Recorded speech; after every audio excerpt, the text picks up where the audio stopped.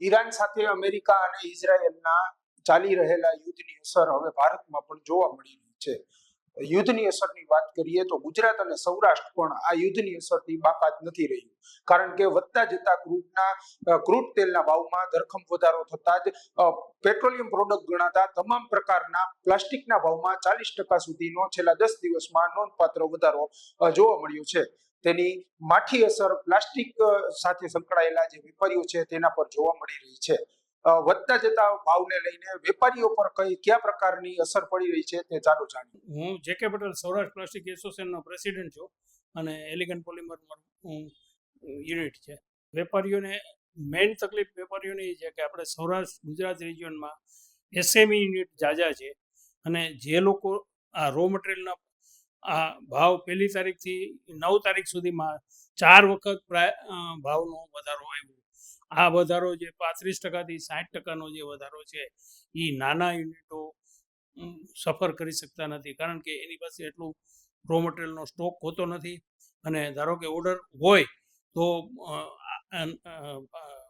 નવા ભાવે raw material લઈ અને આપી શકાય એવી કોઈની કેપેસિટી છે નહીં. એમાં લઈએ તો આપણે કિચનવેરમાં 50% મેટલની સાથે પ્લાસ્ટિકનું યુઝ થતો હોય છે. પછી ધારો કે ફર્નિચર, પ્લાસ્ટિકના ફર્નિચર ના યુનિટો એને તકલીફ થાય. પછી આપણા જે પેકિંગ મટીરિયલ, ડબલા, ડીશ, એ બધા મેન્યુફેક્ચરરો જે છે એ લોકોને પણ ઇફેક્ટ થાય.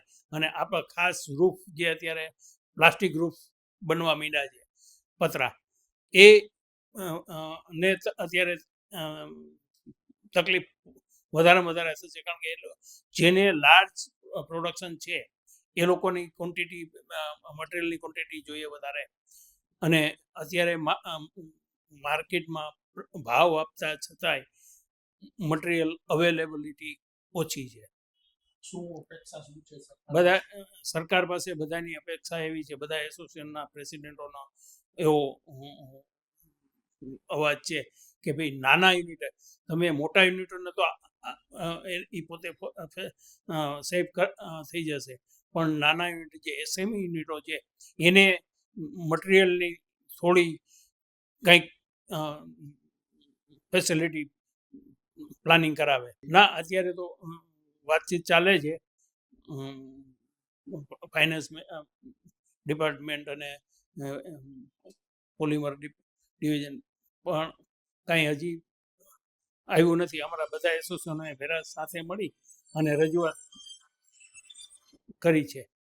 35થી 60% ભાવ વધારો દરેક પીપી, એચડી, પછી પીવીસી અને એલએલડીપી બધા આમાં અલગ અલગ, અમુકમાં 35% છે, 45% છે, 60% એવરેજ વધારો આવેલો. તો ચાલો હવે આપણે જાણીએ રાજકોટ શહેરની પરિસ્થિતિને, કે કઈ રીતે જે વેપારીઓ છે, રેસ્ટોરન્ટ સંચાલકો છે, તેમજ જે ફરસાણના વેપારીઓ છે, કેવી પરિસ્થિતિનો સામનો કરે છે.